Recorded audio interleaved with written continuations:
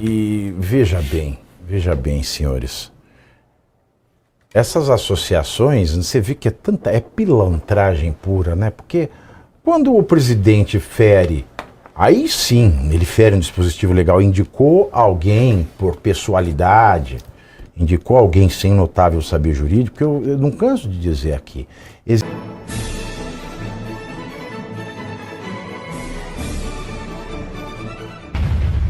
Infelizmente, mas eu também eu dou um ponto da dúvida aqui, né? Até eu compreendo algumas pessoas que pensem assim, porque aqueles que detêm o poder do desfecho, né, vamos colocar assim, o desfecho do julgamento, eles sabem flexibilizar quando convém.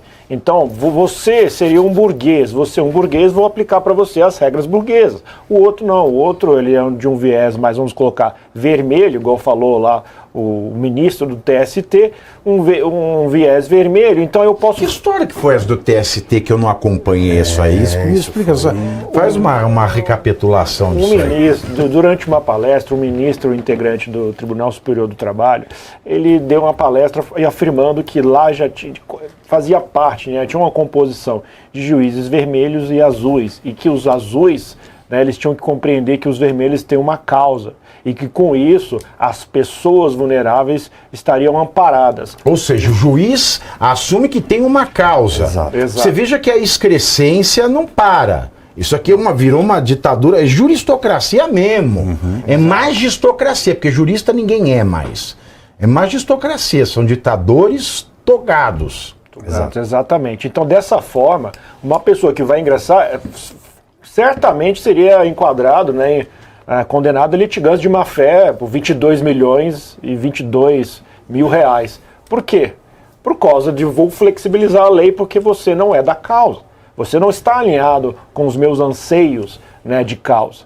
Eu não estou falando aqui a causa jurídica, né, que dá a causa do ingresso, da distribuição da ação. Não, eu estou me referindo à causa no seu sentido ideológico-político, o que seria proibido e imoral até pelo aspecto histórico da evolução das ciências jurídicas, né? Então, essa questão da associação Civitas para a Cidadania e Cultura, eu vejo claramente como é um braço, ninguém conhece, eu também não conhecia, tá? Conhecendo agora, para tentar discutir, igual bem apontou o Dr. Caivano, né? Eles tinham que apontar o dispositivo que foi, né, para você ingressar ingressar com a DPF, você tem que fazer esse apontamento, qual o dispositivo que foi agredido, né, que foi violado naquela situação. Ali nós estamos vendo o presidente do Senado fazendo um mapeamento e ele falando que acha, conversando com o outro par da casa. Acha nada, ele fala assim, vai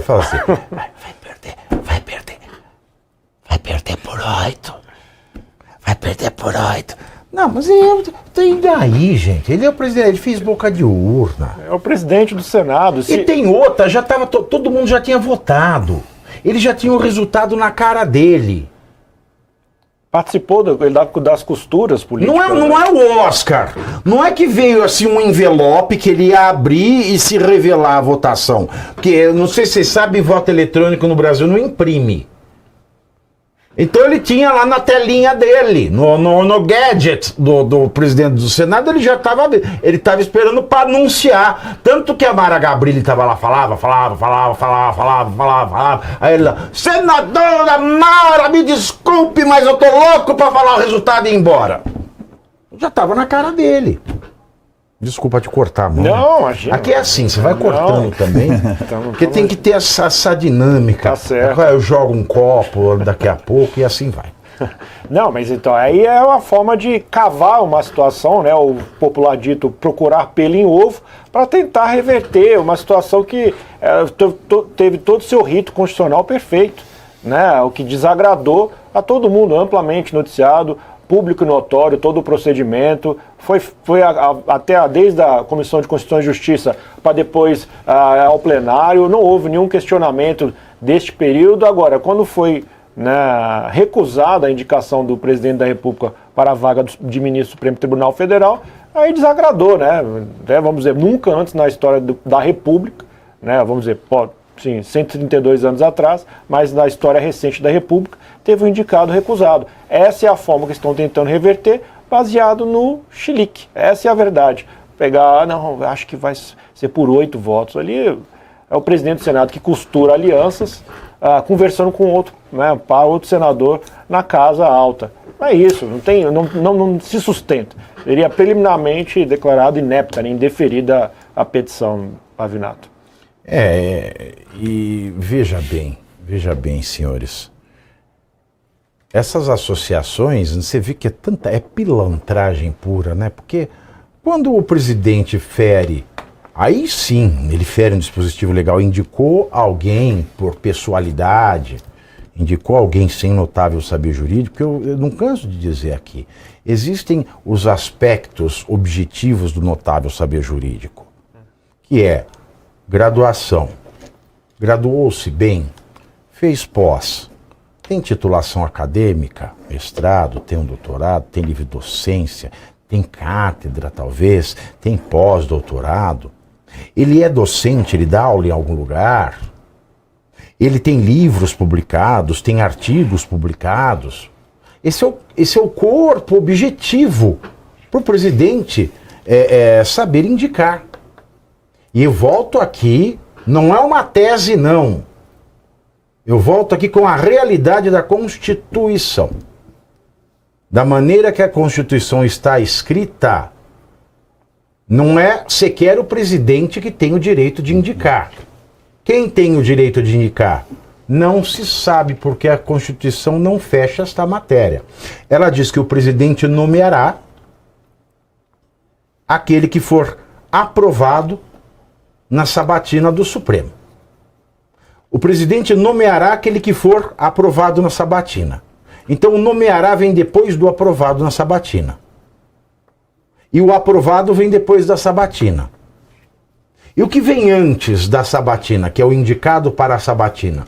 A Constituição não fecha essa questão. Só pode ser o presidente. Não. Porque no mesmo artigo que está escrito isso, existe um inciso muito específico que diz: no caso do ministro do Tribunal de Contas da União, do TCU, a indicação para a sabatina é prerrogativa do presidente da República. Não existe a mesma previsão constitucional para ministros do STF. Portanto, esse critério do notável, essa parte objetiva, e é uma parte grande, é igual concurso para juiz, para promotor, quando tem lá a parte das provas e títulos. Quem tem mestrado, doutorado, pós, livre docência, livro publicado, artigo publicado, tem docência, isso conta no concurso para o juiz.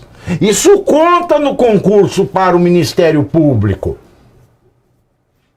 Agora, para ser juiz do STF, nem concurso precisa ter. Aliás, você pode ter levado pau a vida inteira no concurso, igual o orelhudo do Toffoli. E se ainda joga fora a questão objetiva do notável saber, que são as provas e títulos, ora, pelo amor de Deus. Então, quem quer que seja que possa indicar, e eu acredito piamente que o Senado deveria bater o pé nessa questão, porque a Constituição, ela é clara ao dizer que o presidente só tem a prerrogativa de indicar no caso de ministro do TCU. E se ela não fala para o caso do ministro do STF, tendo dito para ministro do TCU, isso quer dizer que é plenamente possível cada liderança do Senado ter um indicado. Aí você sabatina todos, e propõe aí votação, aquele que né? tem a maior nota vai para votação. Ou sabatina todos e vota entre todos.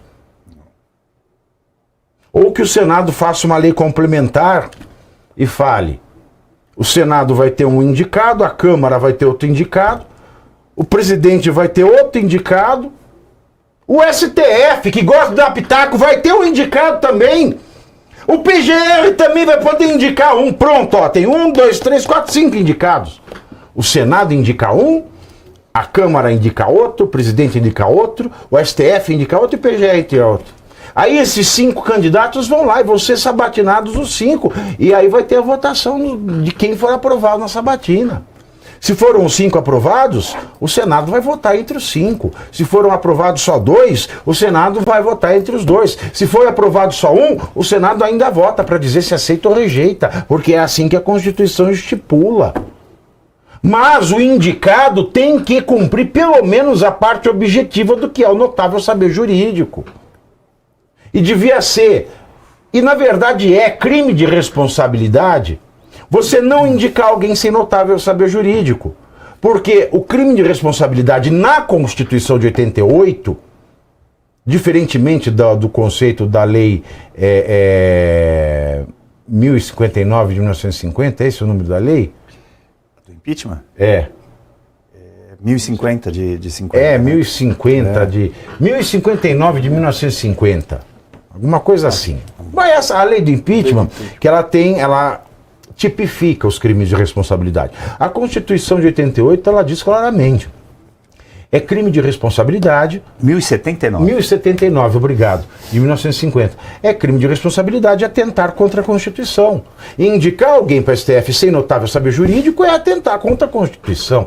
Então é um crime de responsabilidade você indicar um Toffoli, você indicar um Messias, você indicar um Cristiano Zanin Martins. Ah, foi tudo Lula que indicou. Pois é.